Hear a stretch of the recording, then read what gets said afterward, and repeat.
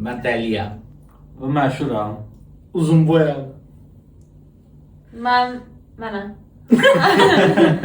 Mənim çox qəşəng zövqüm var.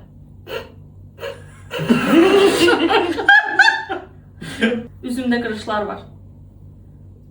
Hər kəslə dil tapa bilirəm. Arada müğənnilik də edirəm. Neydi bu kadar komik olan? Hayır söyle biz de gülelim. Və Azərbaycan 80% məndən zəhləsi gedir. Lan yoksa. Lan. Qəşəng. En çok benzin dolduran da fikirler çok istedim.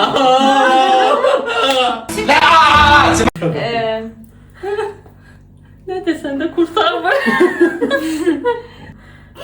Pozitivliyimlə seçilirəm. Ağa bax Yox, bura. mən baxıram. Bax, bu bilir onsuz. De. Şəhla. Her özün yaxşı tanıyır. Ay mən onu səhv sanıram bəlkə, nəysə. Deyəsən yazıram. Ay, yaşlıyam. Ayda ona nə deyə bilmirəm. Nesta çox da gülməyim. Bandanalarla məşhuram. Tur, mən burada turum. Bitirəm, səs vermək istəyirəm. Çünki tapdım kim olduğunu. Şəhladır. Rəfadır məncə. Məncə Şəhladır, səncə. Şəhla. Necə nə demişdin? Mən dedim ki, qırışlarım var və yaşlıyam. Hə, məncə şəhladır.